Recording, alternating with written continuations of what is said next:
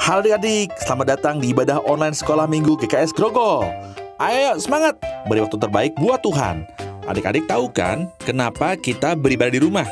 Kita ibadah di rumah karena kita sedang membantu banyak orang yang sedang sakit kena virus untuk bisa cepat sehat lagi seperti kita. Tapi kita juga harus berhati-hati ya, cuci tangan pakai sabun dan jaga kebersihan setiap saat. Ayo, sekarang duduk yang manis. Kita mau dengar firman Tuhan dengan judul Persiapan sama dengan kunci masa depan. Jangan lupa subscribe dan klik lonceng YouTube channel ini ya. Selamat beribadah.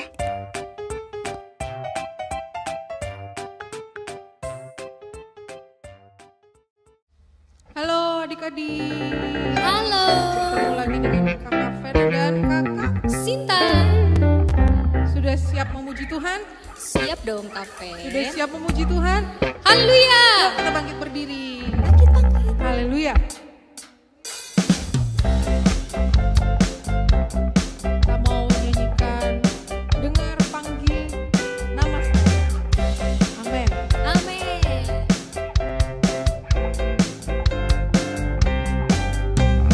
Dengar dia panggil nama saya. Dengar dia panggil namamu. Dengar dia panggil nama saya. Juga dia panggil namamu. Dengar dia panggil nama saya. Dengar dia panggil namamu. Dengar dia panggil nama saya. Juga dia panggil namamu. Ku jawab ya, ya, ya. Ku jawab ya, ya, ya. Ku jawab ya Tuhan. Ku jawab ya Tuhan. Ku jawab ya, ya, ya. Ku jawab ya, ya, ya. Ku jawab ya, ya, ya. Ku jawab ya Tuhan. Ku jawab ya Tuhan. Ku jawab ya, ya, ya. Oh giranglah Tuhan Yesus amat cinta pada saya. Oh giranglah, oh giranglah, oh giranglah Tuhan Yesus amat cinta pada saya. Oh giranglah, dengar dia panggil nama saya. Dengar dia panggil namamu. Dengar dia panggil nama saya. Juga dia panggil namamu. Ku jawab ya, ya, ya. Ku jawab ya, ya, ya. Ku jawab ya Tuhan. Ku jawab ya Tuhan. Ku jawab ya, ya, ya. Oh giranglah, oh giranglah Tuhan Yesus amat cinta pada saya. Oh giranglah, oh giranglah, oh giranglah Tuhan Yesus amat cinta pada saya. Oh giranglah, oh giranglah, oh giranglah Tuhan Yesus amat cinta pada saya. Oh giranglah. Yeay.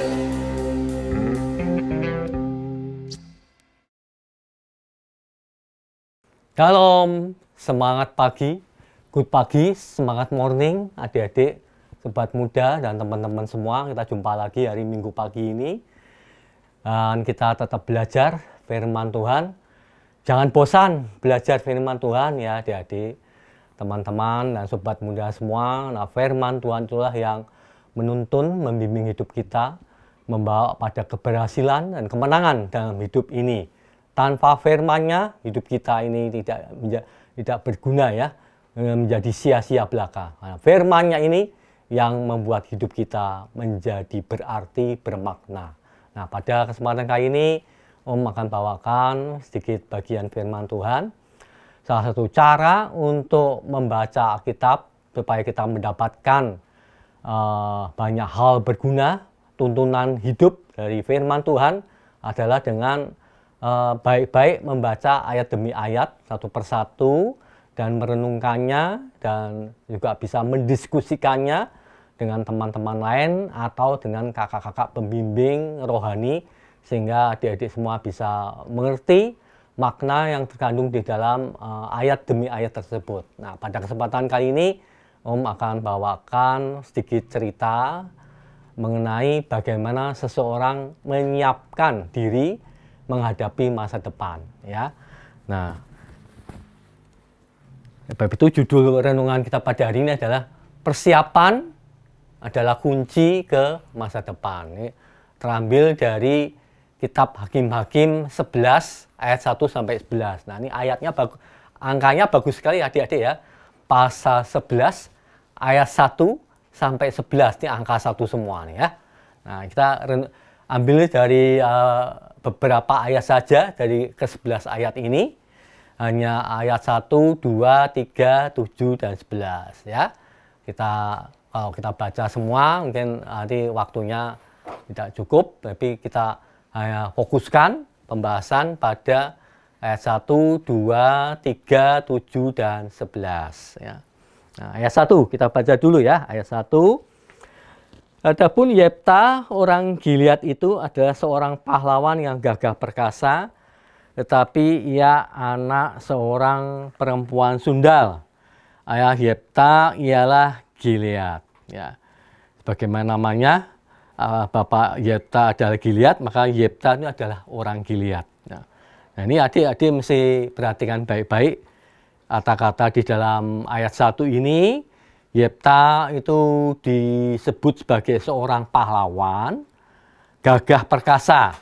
Ya, dia adalah salah satu dari hakim-hakim, salah satu hakim di dalam kitab Hakim-Hakim bangsa Israel. Ya, kita tahu bahwa sebelum ada raja-raja memerintah bangsa Israel, yang dimulai dari Raja Saul, Daud, dan kemudian Salomo, dan seterusnya, itu adalah masa di mana hakim-hakim yang memerintah. Ya.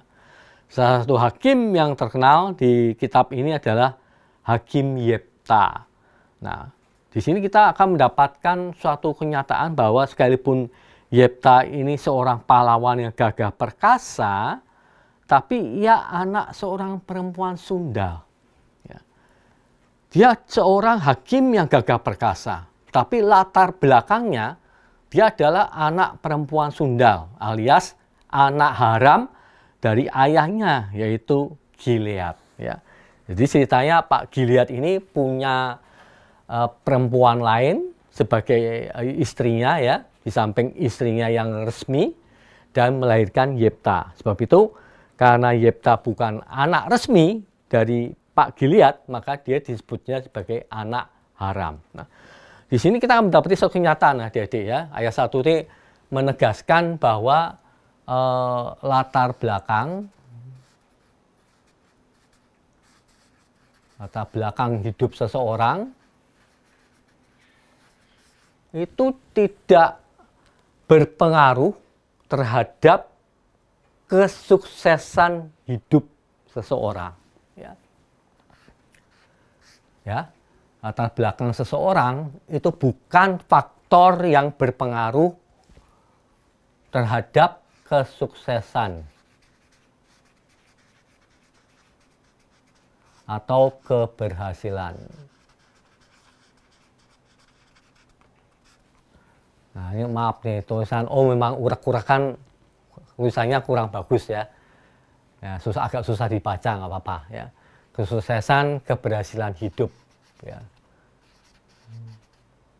Nah, ayat 1 ini prinsip yang mau dibawakan pada kita adalah latar belakang seseorang itu tidak serta-merta berpengaruh atau bukan merupakan faktor yang berpengaruh pada kesuksesan atau keberhasilan hidup seseorang. Ya. Dari perkara Yefta ini, jelas dia adalah seorang hakim yang gagah perkasa. Tetapi latar belakangnya suram. Latar belakangnya kurang baik. Dia adalah anak haram. Ya. Di dalam dunia sekuler, dunia kehidupan sehari-hari, kita juga menjumpai ya banyak orang yang hidupnya awalnya itu berantakan, bukan orang yang baik ya, tetapi kenyataan dalam hidupnya membuktikan dia bisa sukses dalam hidupnya. Ya. Dulu Om sama Kak Tini pernah pelayanan di suatu wilayah di sekitar Cengkareng ya. Di situ kita melayani anak-anak remaja yang kalau dibilang secara tingkat sosial ekonomi termasuk golongan yang menengah ke bawah, atau kalau tidak mau dikatakan sebagai kalangan bawah, adik-adik ya. Ada yang anaknya tukang tambal ban, ya. Ada yang anaknya satpam atau security, ada anaknya tukang metro mini, ya. Ada juga yang anaknya tukang tagih, ya. Pokoknya dari kalangan ekonomi paling bawah, ya. Dari latar belakang keluarga, tukang tambal ban, tukang metro mini, tukang satpam, tukang tagih utang, dan segala sesuatunya yang menunjukkan ekonomi paling bawah. Ya. Namun dari sekian banyak anak-anak remaja yang kita layani, itu pada hari-hari ini membuktikan bahwa mereka semua tidak ada yang tidak berhasil hidupnya. Ya. Mereka semua berhasil, minimal tidak bikin susah orang lain, adik-adik. Mereka ada yang menjadi general manager di sebuah perusahaan, ada juga yang menjadi manajer di perusahaan telkom, ada juga yang memimpin LSM, penggiat anti korupsi, ya. Ada juga yang menjadi guru, ya. Ada juga yang menjadi rohaniwan, ya. Macam-macam profesi yang mereka geluti, adik-adik. Ini membuktikan bahwa latar belakang hidup seseorang tidak serta-merta mempengaruhi keberhasilan hidup seseorang. Ya. Walaupun yang tidak bisa dipungkiri juga, adik-adik, ada juga orang-orang yang membiarkan kondisi lingkungannya, latar belakangnya, membuat dia tidak bisa meraih sukses di dalam hidupnya. Ya. Namun, Om percaya bahwa lebih banyak orang-orang yang bisa keluar dari latar belakang hidupnya yang suram untuk meraih keberhasilan di dalam hidup. Ya. Adik-adik mungkin tidak terlalu tahu ya, dulu ada film Titanic yang mengisahkan tenggelamnya kapal Titanic. Salah satu bintang filmnya adalah Leonardo DiCaprio. Ya. Orang cuma melihat bahwa Leonardo DiCaprio bintang film yang sukses dengan penghasilan jutaan dolar. Namun tidak atau sedikit orang yang tahu bahwa Leonardo DiCaprio berawal dari latar belakang yang suram. Dia tumbuh di dalam lingkungan yang tidak baik, ya, dipenuhi dengan bandar narkoba, pemerasan, perundungan atau bullying, dan juga pemerasan, serta juga geng-geng motor, ya, yang merajalela di lingkungan di mana Leonardo tumbuh besar di sana. Namun Leonardo justru adalah seorang yang menyadari bahwa lingkungan ini dia harus keluar dari lingkungan seperti itu. Dia punya tekad yang kuat untuk bisa meraih sukses dalam hidupnya. Dan dia menyadari bahwa di dalam dirinya ada talenta untuk berakting. Nah, dia menyiapkan diri untuk masa depannya, yaitu dengan dia mengikuti kelas-kelas akting, dan dia memberanikan diri untuk audiensi atau mendaftarkan diri di kelas atau pendaftaran aktor untuk iklan, film-film iklan. Dari situlah dia dengan tampil Jadi berbagai iklan, sampai kemudian kesempatan besar datang ketika pendaftaran aktor untuk film Titanic dibuka, dia mendaftar, kemudian dia berhasil diterima oleh produsernya untuk memerankan peran sebagai Jack di film Titanic tersebut. Singkat cerita, dia akhirnya sukses dari film tersebut, banyak tawaran main film yang berdatangan, berjibun-jibun, ya akhirnya dia menjadi salah satu aktor terkenal sampai saat ini.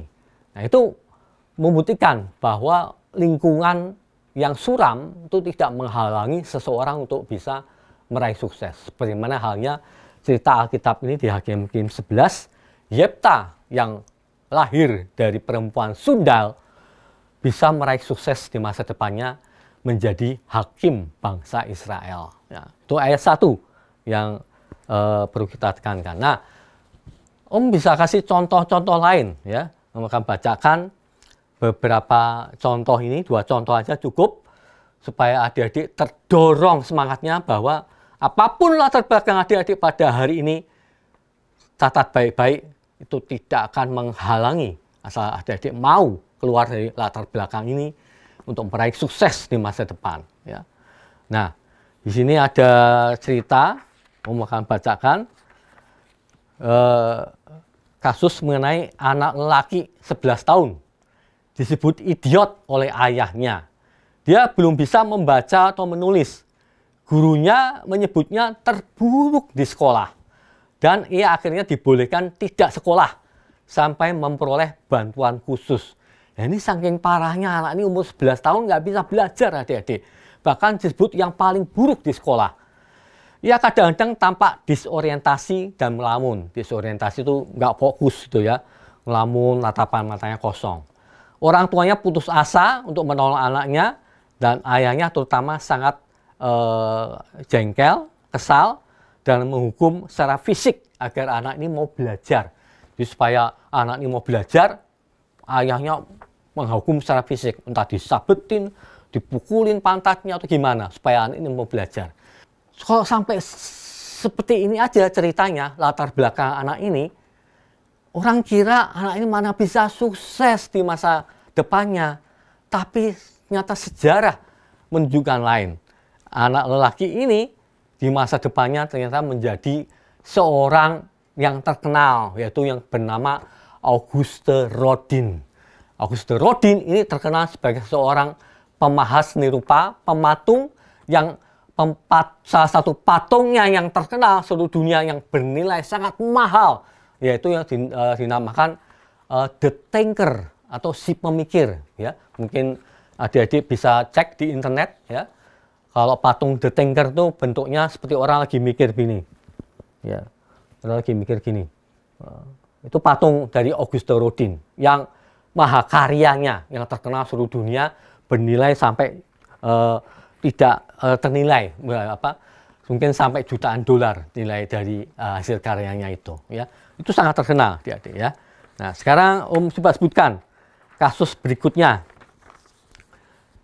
Ini ada anak laki umur 16 tahun harus meninggalkan sekolah selama 6 bulan atas perintah dokter karena ia mengalami kegagalan mental atau bahasa medisnya nervous breakdown. Ia memang bukan murid yang baik di segala bidang. Meskipun ia sangat berbakat dalam beberapa mata pelajaran. Ia sangat tidak disukai murid maupun guru, terutama karena perilakunya yang aneh. Nah, ini mungkin di kelas mungkin sering ketemu ya, ada murid yang perilakunya aneh. Wah, aneh sekali, nggak normal perilakunya ya. Perkembangannya lambat sejak dulu, nih, lambat nih. Udah gitu, lambat bicara. Yang lain sudah bisa ngoceh, sudah bisa bercerita dengan lancar, anak ini nggak bisa cerita gitu. Dan juga lambat berjalan. Bayangkan, adik-adik ya, orang tuanya cemas, tapi tak yakin ya harus diapakan. Mereka menganggapnya berbeda. Ini anak ini anak spesial nih. Ini kamu kok beda ya sama teman-teman kamu ya? Satu kelas normal, kamu nggak normal sendiri. Ini kira-kira katanya. Ayahnya mengakui ia merasa malu karena anaknya tidak atletis dan tidak pandai menyesuaikan diri di sekolah. Nah, ini biasa kan kalau di pergaulan, kalau anak lakinya atletis, pasti disukai cewek-cewek. Begitu ya adik-adik ya. Tapi anak ini tidak atletis ya, tidak ganteng gagah gitu. Ya. Tongkrongannya jelek kata orang zaman sekarang. Tidak pandai menyesuaikan diri di sekolah karena ia sendiri menjunjung tinggi pendidikan. Anak ini penyendiri ya, nggak punya teman ya, yang biasa menarik diri ya, nggak mau gabung dengan teman-teman, selalu menyendiri. Ya menciptakan filosofi sendiri, menyanyikan lagu himne sendiri, jarang ngobrol dengan orang lain. Menurut pemikiran kebanyakan orang, anak seperti ini mana bisa sukses di masa depannya. Tapi sejarah berbicara lain adik-adik. Sekali lagi, anak ini yang dibilang seperti itu anak idiot, ternyata pada masa depannya dia menjadi seorang yang sangat terkenal seluruh dunia, yaitu ilmuwan Albert Einstein. Albert Einstein adalah ilmuwan terkenal di dunia yang dengan teori relativitasnya itu bisa dipakai oleh para teknisi di Amerika untuk menciptakan bom atom yang pertama yang dijatuhkan di Nagasaki, Hiroshima di bulan Agustus tahun 45 yang membuat Jepang kemudian bertekuk lutut. Ya, pembuatan bom atom itu berawal dari rumus relativitas dari Einstein, E sama dengan MC kuadrat. Dari situlah kemudian para teknisi, fisikawan bisa menciptakan bom atom ya. Nah, ini ada Albert Einstein yang sangat terkenal seluruh dunia ya. Kasus ketiga ya. Anak lelaki 6 tahun, kelahirannya sulit dan kepalanya sangat besar. Nah, ini udah lahirnya sulit, kepalanya gede lagi. Suatu kecil ia pernah sakit parah yang disebut orang tuanya demam otak. Mungkin sekarang disebut meningitis ya. Meskipun ini tak pernah dinyatakan secara resmi. Di sekolah anak ini mengisolasi diri. Nah, ini mirip seperti Albert Einstein tadi, nggak mau gabung dengan teman-teman, mengisolasi diri, menarik diri, ya, selalu sendirian. Sering tampak disorientasi. Ya, disorientasi seperti tadi nggak fokus ya. Dan parahnya lagi sering tantrum hebat. Tantrum itu maksudnya ngamuk tanpa sebab. Tanpa sebab tahu-tahu ngamuk, marah-marah gitu. Ngamuk teriak-teriak ngamuk sendiri. Bahkan sampai masuk kolong meja ngamuk sendirian situ. Dan tidak rukun dengan anak-anak lain. Bayangin ya. Lebih suka menyendiri. Nah, ini cirinya sama dengan Albert Einstein. Orang tuanya kehilangan 3 anak lain sebelum anak ini lahir. Dan sekarang ibunya marah karena personil sekolah atau kepala sekolah mengatakan bahwa anak ini terganggu secara emosional. Sang ibu tidak sepakat. Ia merasa anaknya normal. Jadi kepala sekolahnya bilang, anak ibu tidak normal. Nah, ibu anak ini bilang, enggak, anak saya normal. Dan ibu ini dia memutuskan untuk mengajari anaknya sendiri di rumah. Homeschool adik-adik. Kalau zaman sekarang namanya sekolah rumah atau homeschool. Menurutnya tantrum anak itu normal untuk anak laki. Bayangkan adik-adik. Kalau dengan kondisi gini, banyak orang mengira anak ini tidak akan sukses di masa depan. Tapi anak ini kemudian di masa depan menjadi seseorang yang kita kenal sebagai Thomas Alva Edison. Thomas Alva Edison itulah yang menciptakan bola lampu listrik yang kita kenal sekarang ini ya. Bola lampu listrik. Tanpa itu, maka kita tidak mengalami terang seperti halnya yang kita alami setiap hari di rumah, ya, di kantor, di pabrik, karena ada bola lampu listrik ciptaan dari Thomas Alva Edison. Nah, sekian adik-adik bahwa hal-hal ini membuktikan pengalaman pelayanan Om dan Kak Estini sendiri menyaksikan banyak anak-anak yang latar belakangnya kurang baik ternyata berhasil di dalam masa depannya. Tadi sudah kita buktikan ada 3 kasus di mana mereka mengalami latar belakang tidak baik, toh berhasil dalam hidupnya. Dan juga tadi sudah Om sebutkan dalam kehidupan nyata ada seperti Leonardo DiCaprio tumbuh dari lingkungan yang keras, lingkungan yang penuh dengan pemerasan, bullying, bandar narkoba dan segala sesuatunya, tapi dia berhasil sebagai bintang film terkenal di dunia. Ya. Nah, itu ayat 1 menekankan itu adik-adik. Latar belakang tidak serta-merta berpengaruh pada kesuksesan atau keberhasilan hidup. Nah, sekarang kita baca ayat 2, adik-adik. Apa yang dikatakan ayat 2? Juga istri Gilead melahirkan anak laki baginya. Setelah besar, anak-anak istrinya ini Maka mereka mengusir Yefta, katanya kepadanya, engkau tidak mendapat milik pusaka dalam keluarga kami, sebab engkau anak dari perempuan lain. Nah ini saudara-saudara tiri Yefta mengusir Yefta, kamu anak haram, kamu nggak dapat warisan dari bapakmu. Nah ini adalah suatu pengaturan. Ya. Ayat 2 ini bicara mengenai pengaturan. Pengaturan tangan Tuhan.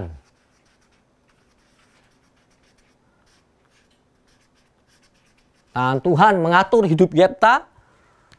Nah, Tuhan pula yang membuat saudara-saudara Yefta mengusir Yefta keluar dari rumah. Yefta harus keluar dari rumah.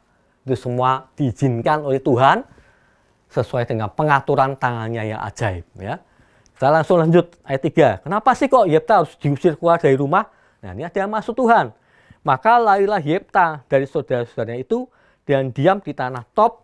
Di sana berkumpullah kepadanya petualang-petualang yang pergi merampok bersama-sama dengan dia. Loh, Yefta kemudian kumpul dengan teman-temannya sesama yang biasa merampok. Kemudian dia berlatih dengan teman-temannya, berlatih berperang, ya, istilahnya berlatih berperang, berlatih berkelahi, berperang. Dia diajari oleh teman-temannya bagaimana berkelahi, bagaimana berperang, ya. Tapi memang mereka melakukan suatu tindakan kriminal, yaitu merampok, tapi dengan tujuan untuk dibagikan kepada orang-orang miskin. Ini mirip seperti Robin Hood di Inggris, ya, saudara-saudara, ya. Merampok orang-orang kaya untuk dibagikan kepada orang-orang miskin. Demikianlah yang dilakukan Yefta pada saat itu, pergi bertualang dengan teman-temannya, merampok orang-orang kaya, dibagikan ke orang-orang miskin. Nah, mulai dari situlah Yefta terbiasa untuk berkelahi, berperang. Ya. Nah inilah disebut sebagai ayat 3 ini menekankan persiapan.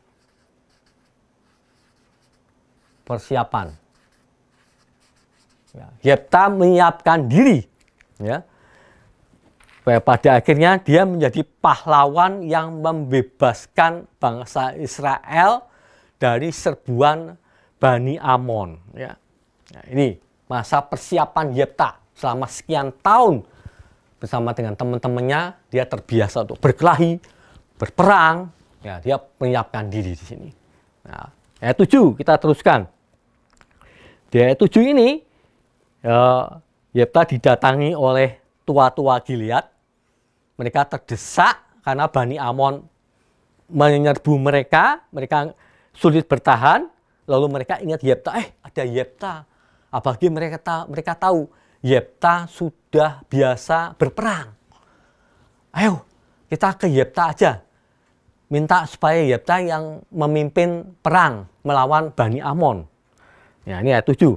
Tapi kata Yefta kepada para tua-tua Gilead itu, bukankah kamu sendiri membenci aku dan mengusir aku dari keluargaku? Mengapa kamu datang sekarang kepadaku pada waktu kamu terdesak? Nah, ini suatu sikap yang sangat baik dari Yefta. Ya.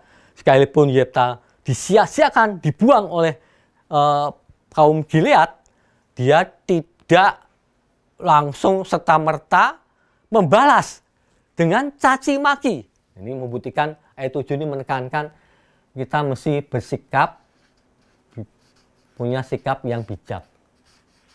Ya. Sikap yang bijak.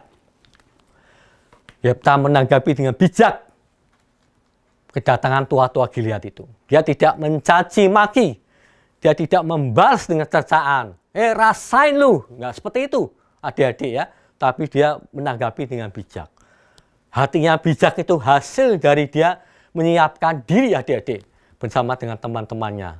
Saya kebetulan sebagai perampok budiman untuk membagikan hasil rampasannya kepada orang-orang miskin. Dan dia juga punya hati yang bijak. Dia tidak membalas para tua-tua Gilead dengan caci maki, dengan hinaan, dengan cercaan. Tapi dia menanggapi dengan bijaksana. Sebenarnya juga dengan hati yang bijaksana, Yefta menyadari bahwa terusirnya dia dari rumah itu adalah karena Tuhan mau menyiapkan diri supaya dia siap untuk memimpin kaum Gilead berperang melawan Bani Amon. Kalau dia nggak disiapkan Tuhan, dia tidak mungkin bisa memimpin orang-orang Gilead melawan Bani Amon. Justru karena dia disiapkan seperti itu, maka dia bisa pergi berperang melawan Bani Amon, menolong para kaum Gilead. Nah, ayat 7 ya. Jadi kita berhenti sebentar, kita review dulu ya. Jadi ada latar belakang, tidak mengaruh kesuksesan. Tangan Tuhan mengatur sehingga Yefta punya persiapan dan dia punya sikap yang bijak dalam menghadapi apa yang terjadi dalam hidupnya. Nah, sekarang kita langsung ke ayat 11. Ayat 11 ini dikatakan, maka Yefta ikut dengan para tua-tua Gilead, lalu bangsa itu mengangkat dia menjadi kepala dan panglima mereka. Nah, disinilah nasib Yefta mulai berubah. Dia diangkat menjadi kepala dan panglima mereka. Kepala berarti menjadi hakim mereka, ya, panglima sebagai orang yang memimpin pasukan Gilead berperang melawan Bani Amon.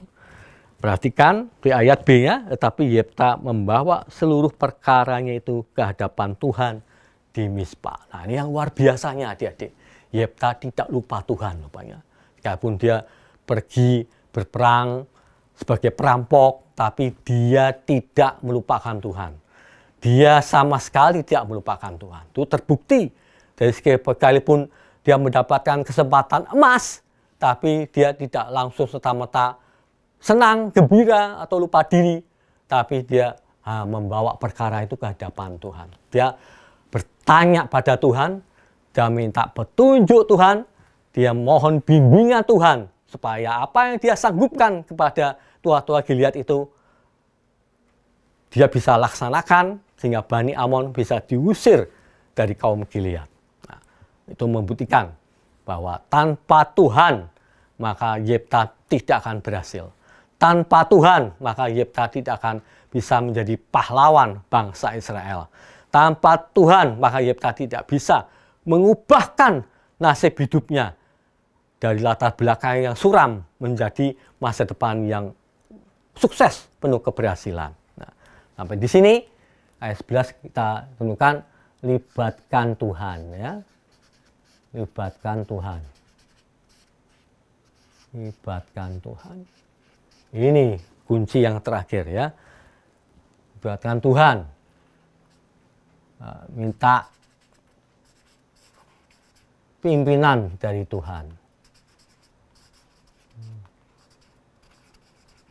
Minta pimpinan Tuhan. Ya. Ini sikap Yefta ya, sangat baik. Nah, sampai di sini Om merasa harus dikoreksi sedikit ya, adik-adik ya. Persiapan kunci ke masa depan. Tidak hanya cukup persiapan, tapi juga plus harus ditambahkan satu faktor lagi, yaitu pengaturan.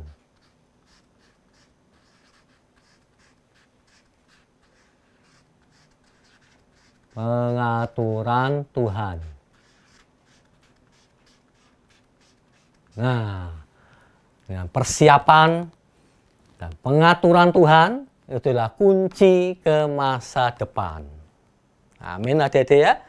Nah, dua faktor inilah, persiapan dan pengaturan Tuhan, itu yang membawa kita meninggalkan latar belakang yang suram, masa lalu yang suram, menuju pada masa depan yang indah, hilang gemilang, penuh dengan keberhasilan, kesuksesan dalam hidup ini.